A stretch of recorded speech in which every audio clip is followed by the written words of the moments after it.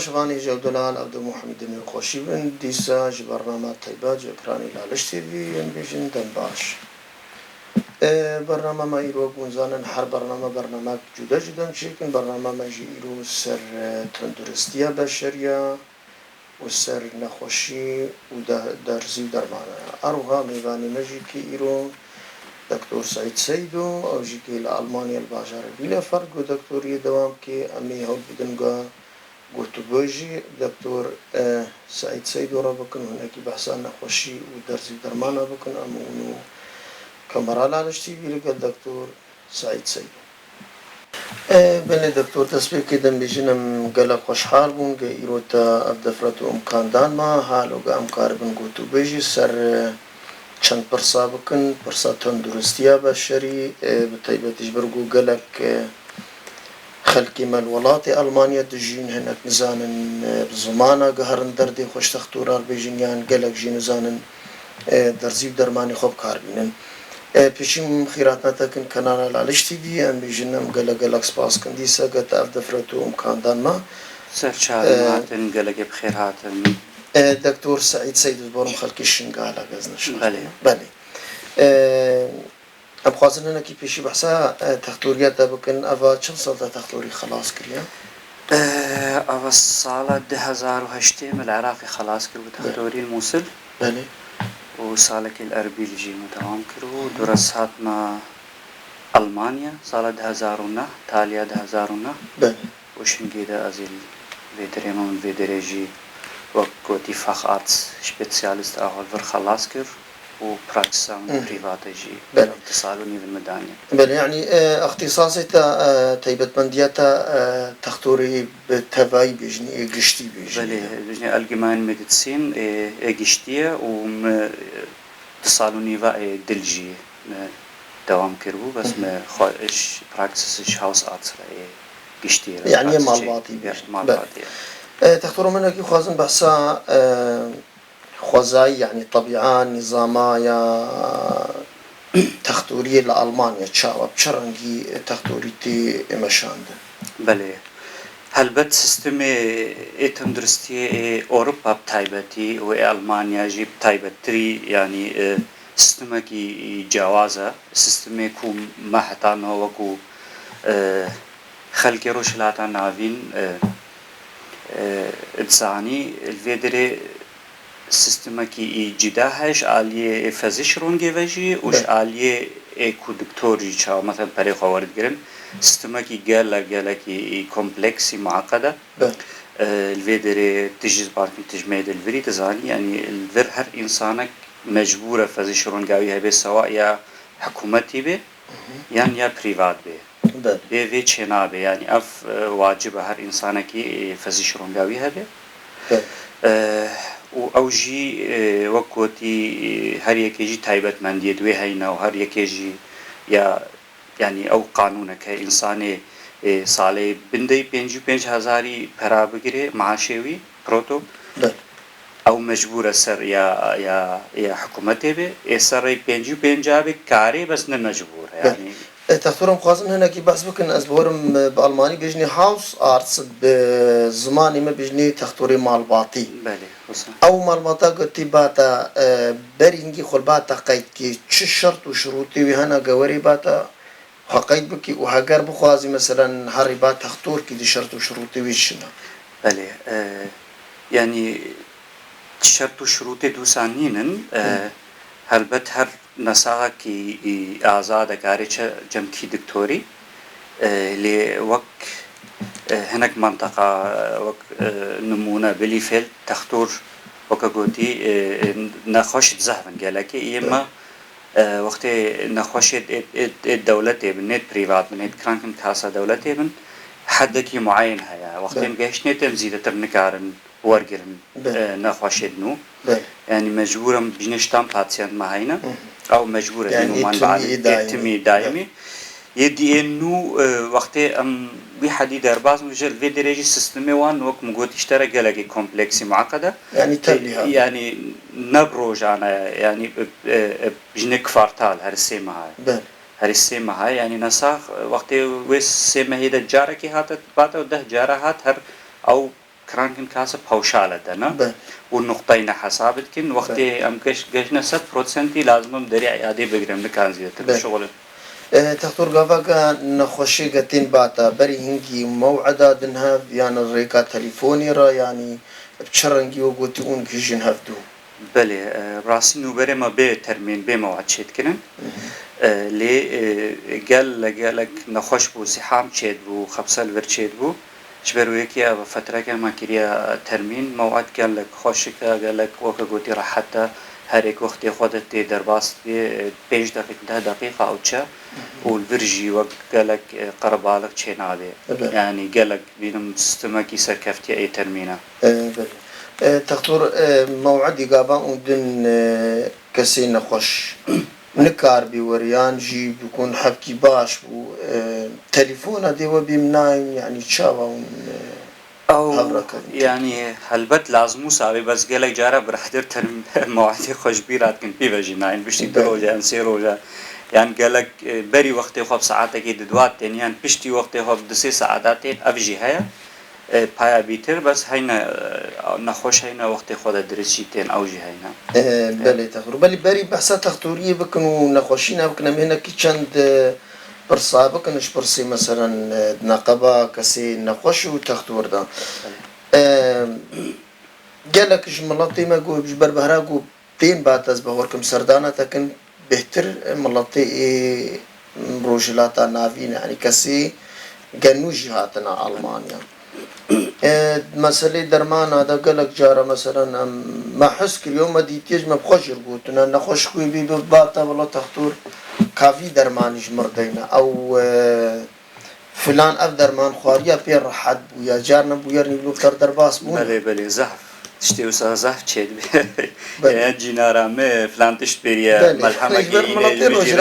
انك تشت يعني هيج علاقة بوي نخشينينا مخابن يعني تشتي وسا زحف جهة لي مجبورة وقت بدنا نخوش وجيرة وكوتي خويا بكن افتش شنابي نخوشياتا تشتكي او درماني تشتكي دي يعني وقت دنا نخوش وجيرة مجبورة از جيرة زلال بكم افتش وسا شنابي نا هلبت شنابي افتش دلويدري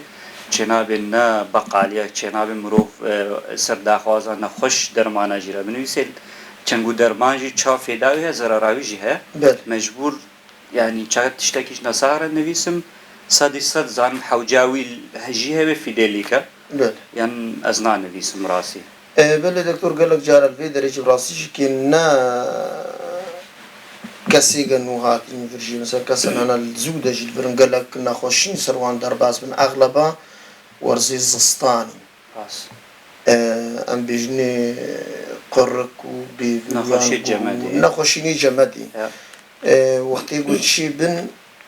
بهرا بهتر تنبيهات الشج نخوش را قدر ما أنا بياني تشني طبيعي ناتوها أنا بيجني طبيعي هنا قبوات تشتاجي مرة راحت بي يا أبجي برساك قالك الجي خدابو مهمة جي خلقي ما البت برساتا قالك الجي خدابو مسألة أزغستاني وسرماية قالك إنسان نخوشي جمدي البالشيت بن ووقت تشني شاشب خوراني نجوالات مجي وكقولتي مسألة أنتيبيوتيكا چه خوش بون بولاوي هركيان قرقاوي إيشاوي بيجي كأنتيبيوتيكا بنويسا أفتشتا قالك إشاشا قال وقت مجد باهتام أم نخوش عراوي تشتي شروفات كن نوفتش نيدرستا إجبر أف فيروس نا بكتيريا أنتيبيوتيكا سر إيش ناكن زراراوان شفيداوان بيترال في حالة يم شخصيا نخوشين ما از تشتهري بري بجموان مجبورة راح تاخذ من تايبت إنساني كاري بزحمة بكي فيرماوان مجبورة شكين ودروش حتى بسيروش استراحة خوبة راح تيا علش أجانب بي وقالك آوي وخوا چايا عشابة چايا أكسكنا تشتيوسا شوربينا تشتيوسا أو باشا هاجر قالك يكي تحمل نكا يعني إيمون سيستم مناعوي ناباش بيه مروف كاري حبي مسكن جي بديتي أو حبينا أما أنتيبيوتيكا مجبور مروف حفتيكي بسكنه وقت وقت يعني التهابات شيء هنجي نو هنجي أمي فحصكن أو أمي قراردن بشتي حفتيكي نو هنجي مروف كاري وقت ما قوتي تشتي مهم راحتية قالك آوي وخون ومروف تير بالنبي أفتشت هرسيت مهم منش يصير معيرة بله دكتور بس الولاطي ما بدي قالك جارة مثلا نخوشي ما شون تختورة أف عينك مثلا منها بحث كن بجمد يا كتن مديت علاقة درمان عداوان ما تشاوات إيه هلبت أو جي نوعك تجارته أو تشت يعني علميا تشت أو تشت نيدرس يعني تشتكي نرجي خده مسألة بازاري بو بازار بو درماني خوا أبوتيكا صيدلية فروتن أو هلبت إنسانك بسرمایه كت حوجي علاقة درمان نينا تشتكي نيدرس حوجي راحتي وكما قوتي يعني خبر مثلا ألماني هي بيجيت سرما هاجر بسرمایه كتي تدوي حفتيك بدرمانه بخوا وتدوي حفت روجا بدرمان هر وقت هر يعني وين رحاد تدوي حفتيك وتدوي حفت روجا دكتور قال لك جارة براسيش كي برسني بالكش أنا وكما قلتي بويرا مش إيروش خلقها ما قملتي ما نافا ألمانيا جي ودرفي ألمانيا جي لكن استفادة ما بكون برضو براسيش كي أغلب الدرفي ألمانيا خلقي ما قال لك والله تدجين أو إمكاني زيدا ننن أو تختور يا خورت ننن معالجة بكون قال لك جارة أعراض تين إنساني هناك بيدم خوارني كتلا هناك بي والله أم تيرنا نفستنا يعني تقريبا أعراضي مرنينا پیاما تجبوها كسر شيء مثلا قفا أعراضي سنگ إشاندني يعني جيش بوني يعني أف أعراض بإنسان أرشيب بله هلبت مسألة سنگ إشبوني أو مسألة جلق مهمة بس أوجي وقت قوتي فاكتور دوه هينا عامل دوه هينا إنسانك عمري مازن بيتشغك يعني صار 40 سالي به مسألة ضغط تنسيون البالها به يعني شكرها به يعني شغك قلو به يعني فاميلياوي دا نخوشيت ادلو او هبن اف بجنيت الريزيكو باتسيانتن يعني نخوشيت كو ريزيكو وان هيا خطري سر هيا مجبور وان هاجي خو به حالات دوسا وقت سينج ايشا تايبت اف تايبت وقت 2 دقيقة طولي اف تايبت بهتر ادلن مجبور يعني نخوش الفيدري هلبت تايبت شو وقت بكاري وقت براكسس ندفكرين كاري شيء نخوش خاني للولات ما تزاني أفتش ني ممكنة نينا ويمكن وشيء في دكتورة كنابي نيجي قالك وسا مخابن بمرنجي يعني أفتشتك بينم يعني نخوش قالك وقت ملور وسا يعني تندرستياوان قالك يعني جلتي دلجي بالشيت بون برگه چو يعني نمرو نکاری تشتكي بله دكتورم خوازن تبعسات إن خوشينا كربلاستي قال تصير ملطي مفهوم درباز بيجي نخوشينا شكر أعراض إن خوشينا شكر شنا والسبب خلق بونا نخوشينا شكر البا إنسان تشبهرا بيتر بله نخوش بونا شكر جي أو بخود دجور هاينا دي نوع هاينا نوعية كي هيا ونوعية دوية هي كي بيتر البا زاروكا إنسانية خورد شيد بي أو يعني إنسولين وان يعني هرمون مجبور أو إنسان يعني علاجاون مجبور تإنسولين بدي يعني هيج حالة دينينا نوعية دوية هيا أو نوع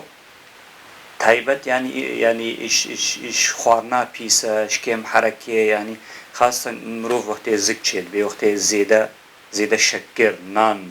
بجنة النشويات يعني كربوهيدرات وقت زيادة فان با يعني جهية مرحلة كي جسم هو كاري كنترول بك يعني لا شيء إنسان هو كاري ويتشتي كنترول بك شكر زيادة بي شكر البالشيد بي لي تشتي باش الفي جوري شكر ده جوري دوي يعني قاوات أفتش قد كرنت كاري بعلاجي قالك جارة مديتيا يعني الفيدري خلنا خوشيد مجي قالك جيل بعد دكتوري شكر بون انسولين الواندان بشتي هاتين محموج انسولين قد كرن من سيستمكي واني خوارني انو تشكر يعني قالك جي حبي وان ما نيفيجي كيم كرن ما انسولين وان كرتن ما وقتي وزني وان جداني يعني قالك في دلوان بو يعني تشتي باش نخوشيا شكر جوري دويدا تشتك دكاري الدستي نخوش ده ندستي دكتور ده بس مجبور تري رايويكي تايبت خوارن مجبور خوارنا خو يعني بجوهرنا وحركتها به أفهر دونو رياضة سبورت نمجبور سبورت به نمجبور مش روجي وقت ساعتك يجي مشاج خك بلس مشاي أو جي وك سبورت فخوارنا آفي وان فخوارنا آفي مجبور يعني مجبور بخون نخوشی شکل مجبورم وی تشتی همه تقریبا 20 دقیقه مجیرس پلانك يوتشيت كان هر نخوشکی يعني او نانا برنجا سافارا بيتزا ماكرونا تشتي وسا چنام كولا فانتا يعني تشتي شكري تيدا بشكري چاي حلبت او جي چنابه فيكيا حشك يعني وقت تمرة خرما وقت تري وقت چه فيكيا حشك به افتش شكري زحوة ناي باشنا يعني خوانا باش انساني شكر او كو نیوی خوارناوی کسکاتی به نه کسکاتی به يعني خيار باجان رشبين يعني اسبين يعني تشتي كسكاتي به چت به گوشت بروتين گوشت ماسي خمينه شیر ماست گلک جارش خسک ما بیدی گوشتی مثلا دهم تید نبیا بی زرار ایننا مثلا جا بی گوشتی سور زرار ایننا او تشتك يا گوشتی سور نی باشه و گوشتی سپی ماسی هلبت بس وقتی مروف هفته جارگه بخو اوکی لی او تستمکی گلک شاش وقتی گوتن گوشتی پیسن نخو بس مروف گلک نان و وک گوتی او کربوهیدرات خوار او تايبتش إنساني شكر أو أبسولوت أو غلطة أو الشاشة مجبور عكسي يخواني بخو يعني فت كاري بخو بنير تشتي دون گوشت ماسي تشتي مشتركوتي حموي تشتي كاري بخو بس مجبور بي تشتي دي بكتنا يعني عكسي وي بايبت يعني ديتنا تدا هجرجة خوارنا خو كيمشي بكي نقو مثلا تبي ماسي بخو أو رابي مثلا 4-5 دانا بخو هجرجة كيم بخوي نباشتر جزيلا ما هلبت أوجي مسألة وقوتي مجبورة بالانس هبه چنا به وقت شغله کی نکی کار کی نکی روزی تپین جارا بو ابي تشتكي ناي نورماله هر کالوريه تو زیاده بن هر تي قلو بس وقت روزي سي جاراجي بو خوي انسان شکر به قلو مجبور بري وقت الصحناوي هفجان قلت شبك كچكتر بك وبهتر كسكاتيه وبهتر زوتر تربه نه مجبور چخك الفيت اشتيده چيكا ومروف وقت برچي به تايبت ايواري كاري يعني بهتر برچاخب كسككي وام يعني قاسي كفا دستي خو فستقن بندقن يعني او تشد بجنته مكسرات وام كاري وام تشتابه يعني طبعا انسان روجيز بورم قال لك انساني سيدان اخوي كوجان جي باشا بهترين بخو صبحي بقى قال كي بخو يعني نيفروجان ايفاري زاني نمسألة مجبور نينا إنسان سيدانا بخار يعني بيجي بهرا بيتر سيدانا نقدو دانا خون نقد سياخون بس بهرا بيتر سياخون تمام بس مدري أزفي تشتيجي خويا بكم يعني أب مسألة جي أب مسألة مش خورك عادتنا مسألة خوارني وسيدانا أب جي مسألة كعادته إنساني بري سيدانا ندخوار احتمال جارك يدخوار قلق ودي جارات خوارنا أو هنجي أو سيستمي جياناوان أو يدرس بونه إما يعني أو صباحي تا إيواريش درفة والجهد بوتشوت هات إما أم حمو جفر تافر 5 دقيقة مجبورا بعربية ترمبيلة شنو تيم كاري ما حمول بيرو ده إيرونشتي راحتها يعني أو خوانات تدخوي أو نابي بينم يعني إنسانين هو مجبورة إجباري كيمتر بخو إجبار حركاتك كيما خوانا مش أبري بيتر تخون خوانا زفتر أبري خوانا كيم يا سيستمي باش مروف دجارة بخو ايواري يعني باشتي مجبورة باش بي نيواروجي جي اوكي ايواري تشتكي سويك مرو بخو وها باشترا بله دكتور برسامي بيامين جالي نخوشينا شكر وفاقرقا مرو بجير حد بون بله چه باشا قال سوي سيستمي دوام بك يعني كاري بري بكي بوكبري نخوشيني يعني بشتي نخوشيني خوش بپاريزي زاني نخوشيا شكر ناوي نخوشيا شكر يعني ناوي خويا يعني هلبت لازم حتى تساغي تشتي شكر تيدي زهبت هاگر تخارجي تنحرو بخوي و تشقك بخوينا يا باش هر شش هيفيت بري بجما نخوش اكاربي طبعا نها مقارن في سيستمي وبكن شكين و هر سه مهد بري يعني ناخو نهائيا بيتشتي ناخو شكر ونان وتشوي وسا بس وقتی انسان کی رایل خورنا که بیجه اوکی از نکارم بیت چقنان بیم نانی رش نه نانی رش و سبه قطعی küçük yani tostaki küçük ne اوکی بس هلبت بشتینگی مجبور مروف حرکه بکا او بکا دا او يجي بصرفي بله دکترم هنا کی بحثا نخوشینا دل بکنه و جبراسی نخوشینا که با وی پاشه گله کنار مناطی مزیده بویا دەستپێکا نەخۆشینا دلش چ دەستپێکی و ئەگە دەستپێ کرد چ باشە گەمەڕۆ وەگوتی بکار بینی نەخۆشیە دلژی عین ئەوژی نەخۆشیە کە نە پرۆژێکی و دەدواتە تێ دەهێت ساڵە وەکە گوتی ئفێکتێت سەرڕێت خوێنێت چێت بن هەل ئەوژی يعني مرتبطة بعادة خواناتها بحركاتها وإنسان تشخاري وخو تشخاري ونخوا شغلت جينيتش يعني وراثي أوجي مسألة جينيتيك أوجي مثلا إنسان هر يكتب بجيني دوي هنا يعني هناك نخوشي بالشيء هناك شيء نعلم يعني أوجي فاكتور رولا ما تشتاجيها ليه هلبت قالك تشتهينا وقتي السيستم وكا قلتي رابون ورونشتن وخوانو وخوانا خوا جوهرتي حتى يعني وكا قلتي أفاكتور بعد تجيها من احتمال يعني مروف عمري خديجي بك هيش نخوشي بالشينام يعني دستي تده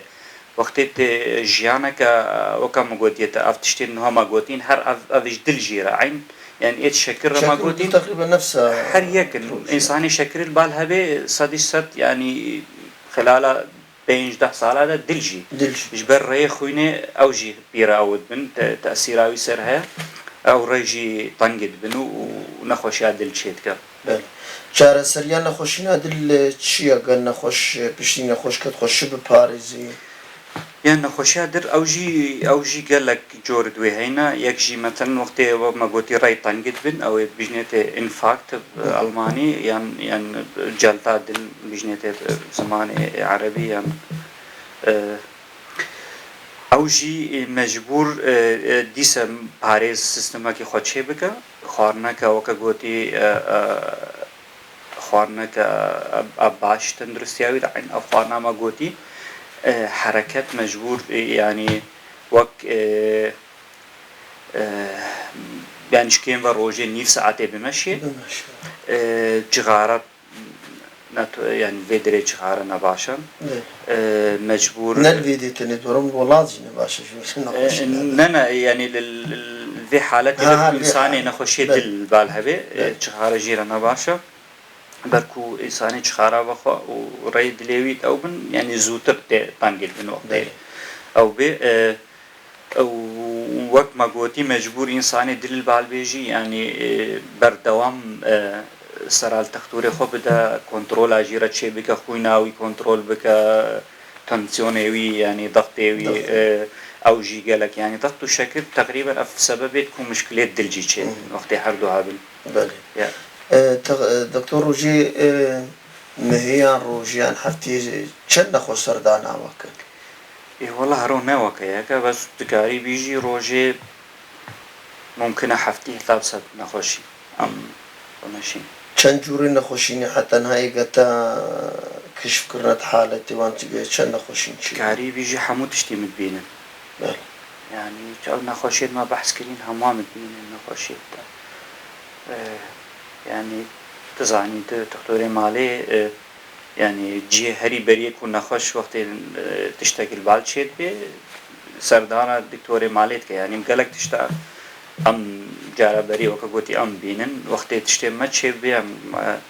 علاجاويت كن وقت تشتكي قالك او بي مجبور بين بشين نخوش خاني يعني حالا سرو درباز من شاوة او تين سردانا وكن وبيجني ديركش بيدري هر مستشفى يا هناك حالة هنا مجبورة وقت شو حالة يعني يكي وكمان هو قوتي مسألة جلتك الدل مجبور تصوفوت بشيني مستشفى يعني نخوشيا وكا قوتي أفعالجي شلاك أنفال أبوبلكسنا أو مجبور أو جي لازم بدقيقة تشتري وصار مجبور تبشيني بله دەرزی و دەرمانی کە تژ نەخۆشان بڕدەینێ ئەو گوتی پەرەنی محەدەد هەنا تژوار دەینێ یان گۆر نەخۆشینیت مەجبور وی دەرمانی بدی فەزی شەرب و چاغی حەقی وا دەرمانە دێیان نادیان چ ڕەنگیە یعنی وەک منوبەری بەحث کرد سیستمی ئێوێ دەرێ دەرمانەژی سیستمەکی گەلەگێ معقدی کۆمپلێکسە دی جۆر هەینە یەک هەیە مەسەرەن دەرمانی نەخۆشیێت ئێت بەردەوام وەکە شەکر وەکە داغت وەکە نەخۆشیێت ئێت ڕۆماتیزم تشتێ وسە ئەف کرانگن کاسە مەجبورەکدا نەخۆشینی دی هەینە دەرمانی دوان وەک مە بەحثکردی سەرمای سەرئیشێ قۆلۆن زگچوون تشتێ وسا گەلێک تشت هەینە نادە مەجبور دەدیتە ڕسێپتە ئەسۆر هەیە و ڕسێپتە کەسک هەیە ئەسۆر ماناوی کرانگن کاسەدا یا کەسک وێ مرۆڤ ینی بخۆ بدە و یا vêjî da gelek xelkê me jî fêm dike newcawaneke ser asor bêjî çaxê ser asor jî bê her nesax mecbûr e perçekî ji baxwe bide adeten kiran kasor bijî 5 heta 10 euro waye ne bijî hinek derman heyne fetrak rabat pêre çêkirîne kiran kasêre ew wextê rabatê ser bê yê erzan ew derman ser kiran kasê wî 5 euroyî nabe mesela evel vê derê bes نورمال وایزه هر درمانکی 5 حتی 10 اورو جی کران کاسد با بله دکتر گلک نخوش هانا از بغرم سالی پرانی محدد هانا اگر مثلا موزیدی 107 اورو ویچاقی کارن و کرت کجا و کابستین یعنی جی نخوشینی ویچاقی با پرلوان وگر این چیز بغرم و پری زیده جی نمادن او چاوان یا نه 175 اورو 85 نظام 85 بس وی انسانه کی ایوه چیکر بیجنت بفرایون کارته اف چیکر مجبور اشکین و ساله کی نخوشیه که بردوامی بال هبه اشکین و نخوشیه هبه و ساله سر 85 اورواش به یعنی وقت گویی صرف کرده چیل درمانه دیوی چیل وقتی نخوشخانه وان ده اورواجی روجیت من اوجی حساب وقتی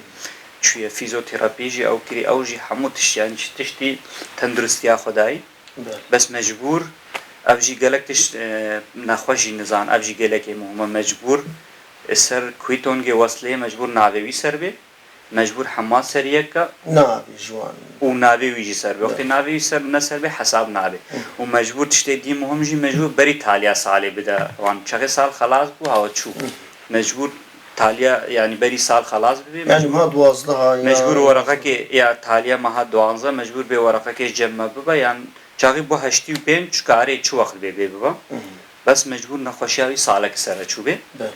نه و مجبور به ورقه که جمع با وان کویتون وصلت خو بدوان او جیره فرای کارتا چیکن بله دکتر سعید گلک جارب راسیجی کی خلکی موجودی واسالی تالی ده بو یرن گلک خراب سروان داتن طیبت خلکی میشنگار جارنا بيدي تختوري وقوتي شبيش يعني بيجي يعني تختوري حتى حكومي تيكليو بوار هنا جاري آري كاري بوار هاگر مادینه بیجیش که ماسی درمان و جوان بشین یا درمان نبنش که ماسی معلومات اون بدون تشنی بخانه بله سالا تایبت سالا بری ما هر دو سالیت بری براسی ما افکارت کر ما يعني ما بخواه تقريبا زيده دطنوني بدرمان ما شاندن يعني بس اوجي قالك اصلا جيت بون يعني تشتي وسا قالك درباس بوناوي بزحمت وقالك بيروقراطي شغل يعني أظن مجارك واجبك شان كزني شاشم شش هيوال الفروق خاني ده ما حتى يا أربيل يا إيد بري خوش درباس بون بس أتاري نزان شما يعني جارنا أو برسكريك تشيد بون يا بس ما منوبري شانت بله دكتور الألمانيا چند دكتور يزيد يعني يقول بورتيكياتا بوارات تزانيغا الألمانيا دوامي شامي ولاتي دبر إزيدي چه سوري چه تركي چه عراق چه أرمينيا يعني زلوي بهاريم كو زيدي 105 دكتوري ما هي يعني أزجا بخوجا لك الناس كم هلبت سهمان ناس لكم لكن إتكاز ناس كم أزباركم سري هشتي هفتي هيا يعني إتكاز شخصی الناس بکەم دریا مالپەڕەواندا یا کومای بودۆ دیتێژیم هەواڵنجی مەهواڵی دیەکەنجی مەداین وستاندن پێگرەکردە وحەولدایە اون مثلا وەک هەفگرتنك تەختوری زیدیا چیکن ڕووکی مثلا بوونا شنگالشکی ماسیش بۆ معلوماتە زیدە بدنهاش بوونا ئەوڕ بکە 2016 مە ئەفتشت هەبووە فکرە هەبوو مە تقریبا 6 هەیواژی لیت شغلینم چێ بکن تایبەت هەدەفامە بوو ئەو تەختۆرێ نوتێنم ئاریکاریاوان بکن تقریبا 40 دکتۆری ما کۆنتاکت ئەو پێگرە کرد لێ مخابن هەر وەختێک کەسێکی نەبوو ما چەند جارە جوین ڕۆژی ئەوت کرد برادر نەهاتن ماشی ئەڵمانە ملیۆنە هەنە چمەوەوان هەنە یعنی وەختی جارە هەرێکی سەر شغڵێ خۆبوارێکی ئەو بوو ینی زەحمەت بوو ڕاستی 4-5 جارە ینی مە هەوڵدام ئەو بکن لێ مخابن نزان چێ نەبوو هەرێکیش مەژی بکارێ خۆ دەکات و ئەم بەس هەر پریڤاتجی باوەڕ بکە ئێت مناس بکن چی کۆنتاکێم بکە ینی ئەس خۆ وەکو شخص ئەس ئاریکاریە دمەوان معلوماتە دمەوان یان تشتێز پیکار بن جامیر یعنی وا ئەو هین ئەو فکرە بەردەوامە بوون تشکوها فکرە هەیە مەسئلە وێژە کەنگی وەختێمە مشکلەت الڤێ دەرێ حیاتە یانیواگە وی فکری بەردەوام بکن یەکیتیا تەختوری ئەڵمانە پشتگرتیەوەی نەکی هەلبەت بپڕێە ئەکرانە لالەژی ئەس بەنگەوازیە هەموو دکتۆرێمە ئەڵمانیارە و ئەوروپاژیرە کۆ ئەم یەکەتێکە تەختۆرێک مەید ئێزدی ئەوروپاژی و ئەڵمانیاژی چێ بکن هێویدارمەکە گوتی ئەس بخوازی حازرم ئالیێ ئۆرگەنیزاتسیۆنێ بەژی ئەس ویتیشتی پرێڤە بم و وان بگەهینمەیەک لێپە هەلبەت و مەجبور ئەو ژی وەکە گوتی خۆ بدنەبەر بەری پشگرتی وێ هەبیش ئالیێ دەکتۆری بیانی وەک ئەڵمانە وەک تەختوری حەوجە نینە وەختی ئەم 100 دکتۆر بن ئەم کارن ئاریکاریە بنەخوا حەوجەی ئاریکاریەش دەرەوە نینە ئەم ئەوکە گوتی ئەم کان ئاریکاریە بدنەخۆژی و ملەتی خۆشی بەڕاستی تشکی گەلکی باشە ئەگەرەوەکە مەسەلەن وە جوین و خۆچی کراوگەوە تشکی مەشروعکی هاوا بکرە گەلک جارە مەسەلەن ساڵی مەسەلەن هەرێک و ژوە 5 ڕۆژەش وەختی خۆیان 10 ڕۆژەش وەختی خۆوە کاری بۆ سەردانەوە خەڵکی عین ئەفکرامە ئەو بوومە گوت بوو هەرش ساڵێ وەختێ و لابێت مەدە هەرێکشکێمە دە هەفتیا کار بێ چێ ور خزمەتێ بکە براسیش بەر مەڵاتی مەبگەلک حاجەتی ئاریکاریە خاصەتەن ژیالیە تەندروستیە مەڵاتی مەڤەش بەر فەقیرە گەلک وێ دەرێ نەخۆشە نەبڕاستی گەلک جارم سەردانەوان کن حەقی تەختوڕە باوانی گەلک نەخۆشییان هەنا تەختۆری وێ دهین نزان دەرمانی وان چیان حتا دەرمان زانبن وێ دێ گوتی حەقی دەرمان ئەلوانینە دکتۆر وێ دەرێ ئەستەنگایەش بۆ تەختوڕە وێدرێ چی هەری ئەستەنگەل پیشە تەختوڕە و نکار بێگە تەختوڕ پێش بەهاڕێ خۆدێ بەری هەمووی تەختورێ ئێلڤر خلاص کردبێ ئێلڤر خوۆندینەوە خلاص کردبێ چ ئەستەنگی ئەوی نینە ینی ئێکە نو هاتی لە وڵاتێکی دی خوۆندی بێ هەلبەت ئاستەنگیا زمان ئاستەنگیا هەرە مێسرێ مەجبورتە زمان خلاص کردبێت باش تایبەت وێ تالێب زەحمەت بووە يعني مجبور حتى بسي اينز يعني زمان تخلاص كده وبجنيت فخ شبراخ بروفونجي اجي نوعها مجبور زماني وكاغوتي ميديسين تختوريه مجبور بروفونجا كامتحانك بكا مجبور ويجي نعيش به دوره كاري وكاغوتي صالوني بكي بليسانس اخو دولة اخوي شغلي مجبور جارك دي امتحانك بكا يا كل ليسانس ألماني جوارجي دورة كاري بشغلي وبرجي ريكا دريجة مجبور 5 سالة دورة وكاغوتي يا فخر بينيت يا سبيشاليست ويجي بخندي حتى وكاغوتي كاري عاليكي مثلا كاتش مجالي بسبوريش خورا ورجي طبعا ها وقوتي دائرات هاي ما شاء الله صار خيري بما نقدي من ويجي قرصن وبراسيجي كيم قالك سباسياتك برقو ملات قالك هات باتاجي وفا بشتي دوامي وقوتي هناكي وسطياي درفي تختوري وقتت مثلا دائرة خوشي ما او اميد امتحانا ما تشكي خوشي مثلا دكتور سعيد سيد وتشكي خاص بتبي يعني نەخۆشینە تا دەرمانی وی سەدی سەتە دیتر ینی تشتین بۆ هەنە دی ڕەنگی دەت هەلبەت مەجاالێ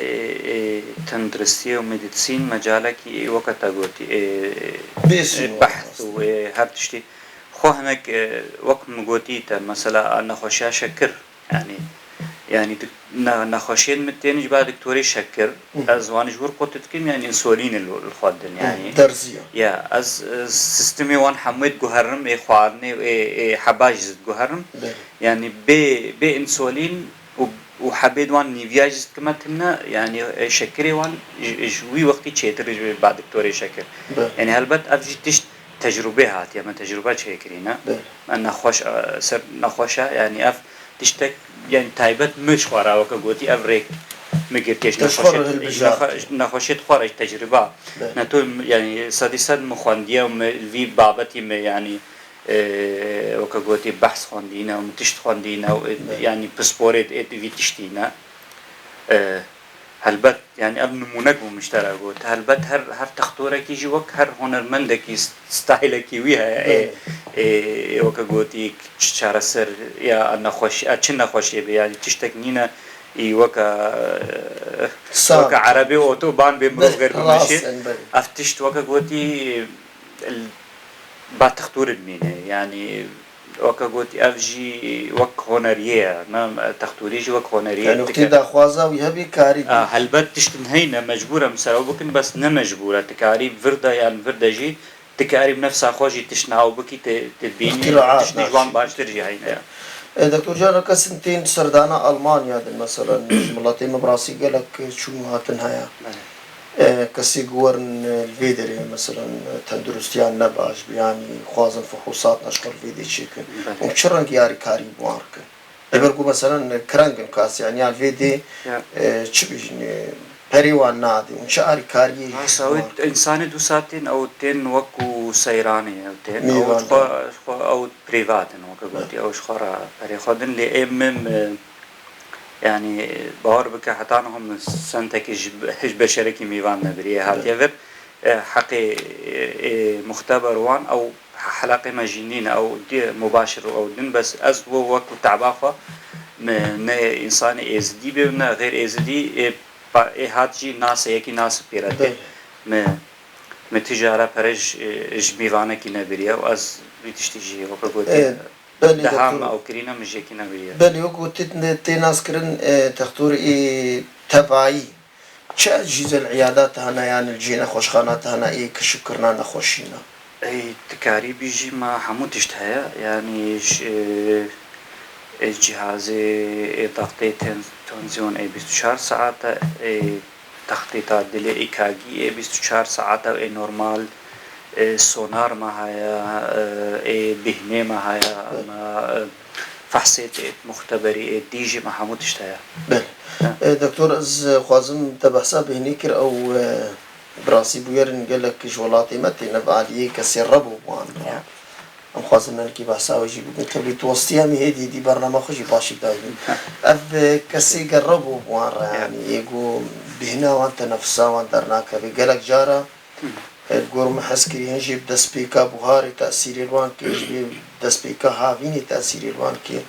أو علاج وان شاوادي ناتك يا ربو جدا نوعين نوعك هي تحسسي يعني أليرجية ونوعك هي نورمالة يعني علاقة جينينا مثلا يا جمد به ما جمد به يعني التهاب نورمال اوي وكا قلتنات التحسسي به أو هلبت درمان التحسس هينا الفيدري دكتورة حساسية هينا كارت 5 سالة درزي الخوبده هر سال درزي يعني كو تشخك حساسية أو كم ببي ربواوي تشخك أو ببي وإيه نوعية دينا أو في دنينا بس مهمش في إنساني وسارة مجبور دين باريزا خو بقري يعني نهله بجمده شغلي النلجي جمدي ده بجيب توز شنا بيجلك توز شغارو وخارن جلك تعديل إنساني أسماء به الرب البال بيجلك تعديل يتك وقت قوتي بهاري يعني أنا هذيني وقت دارشين بن أوجي مجبور باريزا خو بقري مجبور حتى جيت دور ببيجي جلك كسكاتي تهابه وهر درماني دوان جهني مجبور كورتيزون درماني أو شبريا كورتيزون تايبت حساسی به و موسمی مجبور حباجی و ویجی ببا و دیجی مجبور یا مهمجی مجبور لقاح گریپاجی يعني انفونجا گریپاجی مجبور هر سال او الخوبدين او جگرگ يعني تشكي خوزاي ننا مثلا ولاتي ما بالكيف درماني تبيجي النبي يعني كيف تشكي خوزاي يعني بي درمانه مخابن مسألة يعني مقولت هناك تشتينا وكشكر تكالي دسيت ذا بدرمان بس افتشتي ربو قاوا هناك انسان هيا سالي جارك حوجه نابي بس مجبور درمانه كورتيزون بيرهابي بر ممكن يعني كان ثانيين وقت بيناوي تنبو ممكن بفت سبب مجبور ديم بخاقي كوركاوي دبي انسان فرقه انسان كي قالك يعني وسع او نبي مجبور ديم علاج ببا بس انسان زان بي وقت بيكت زيدت ديشه وفتره دريش مجبوره تايبت موسمي يعني زبستاني نا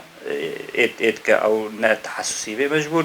شكين بحر سي ما هي زبستاني علاجها خوبه داكو او إشاء زور نيت بنا يطن بله دكتور جارنا ألمانيا كومبوني تختوري ألمانيا يعني منطقة بلا فتيان تشنجو سرزان جزديايا درمانا ونخوشينا تشيبن واللي حاضر بن أري أفجي الفي دريجي يعني الألمانيا في سيستم وانجي وسانا مجبور صالي يعني هاش بين صالة مروف دصادو بينجي وإك نقطي كومبكا بجني فورت بلون يعني تشيا سيمينارات تشيا فورت بلون قال بجنيته يعني تخوا زانستيا خو بيج در ببي تشتين نور زاني عالي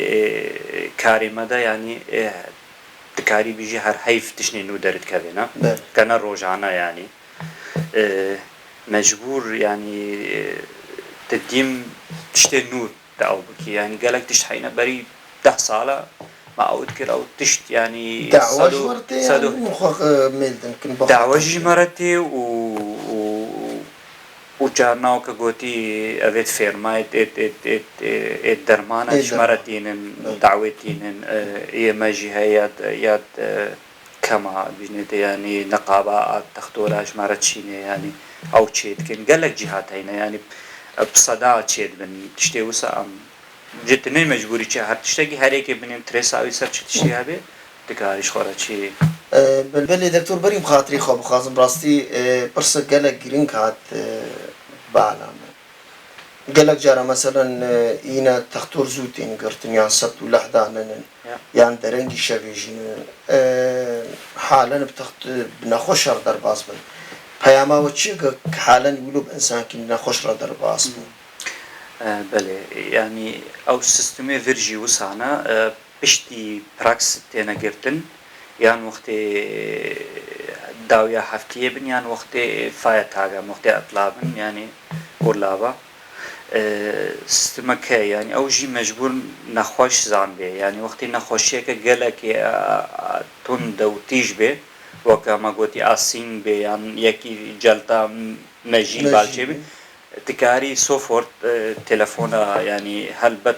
ديريكت تلفونا صدو دوانزا بكي او ابتغائن يعني حوجنين اجبر وقتي مهمة يدي مسألة كو يكي زكيوي بإيشي يعني يكي سريوي بإيشي يعني يكي چزان يعني نخوشيكا تبيجي اوكي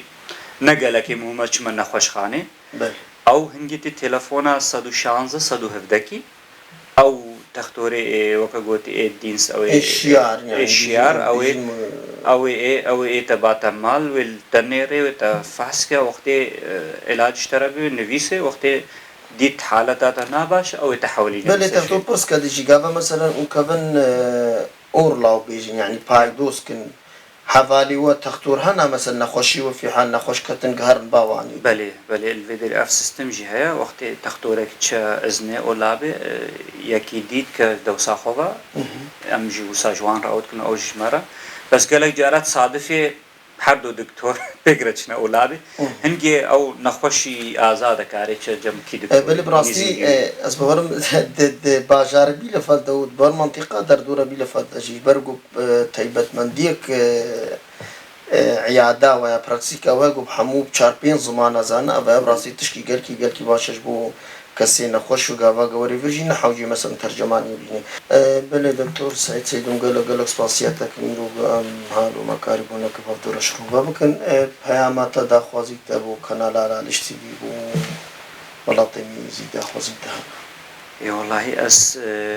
داخوازیە سەرکەفتنێژ وەرەتکەم و هێویدارم ڕۆژ بڕۆژ کارێوە پێش دەچە و بەرنامەی دۆ خۆشکتر ببن و زێدەتر ببن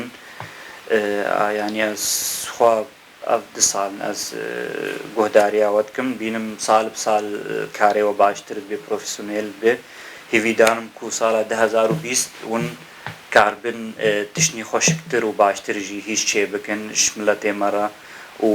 تایبەت ینی بەرنامە و گۆری داخوازێت ملت بنیانی هەموو تشتیدا هەبێ عالیە هۆنەریڤە عالیە سیاسیڤەش عالیە نۆچاوە عالیە تەندروستیە ئەف تشتێکی مهم بوو یعنی ون بەرنامەی دو ساژی چێ بکەن عالیە زمان وێ ئۆلیڤە ئەف تشت هەموو ژڤاکێرە گەلەکێت مهمن بله براستی برنامه پیشی جیا سالان 2020 و برنامه تایبت مبدتور مبتر رو پرتاش کردم هیوی کنو گوتی بی سال خیر و خوشیش حمی ملاتی مرام دیسا گلک سپاسیتا کنگا تا دفرت امکان دارمو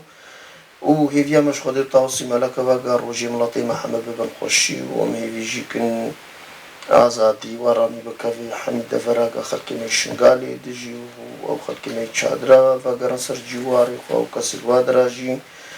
ام ببینن او جی که آزاد و آرامی با ولاتات جیم گلک سپاسیت گلک سپاس بله تماشاوانی هیجا و دلالی هیدی برنامه طیبت هم گشتن داویا برنامه و مگوتی رو براسی خلقه گلکی طیبت بون سر کسی نخوش و چاو سردانه تختوری خوب بکیم گلک سپاسیه دکتور سعید سیدو کنگه ایرو دفرت و امکان دامه ارمان جودا خوازا لالشتی دی اوا چه بویری ملت مردر باز ببی بویری سیاسی بن بویری تندرستی بن بویری جشنا بن شاهیه بن گا آگه داری بو ما بکن گا ام بوان را حاضر ببن ام کار بن بحفره بو تو بیجی بکن و شروع بکن حیا برنامه که دخله که بمین خیر و خوشیده گلک سپاس بو افکاری ما وار ویدیو آراسی دلال و همی خدمت کاری وار ویدیو سپاسی که طیبتی دیسه بو دکتور سعید کن حیا برنامه که دخله که بمین خیر و خوشیده سلامی مرمت خلید در باسی و دراز بو همی تماشوانه بودم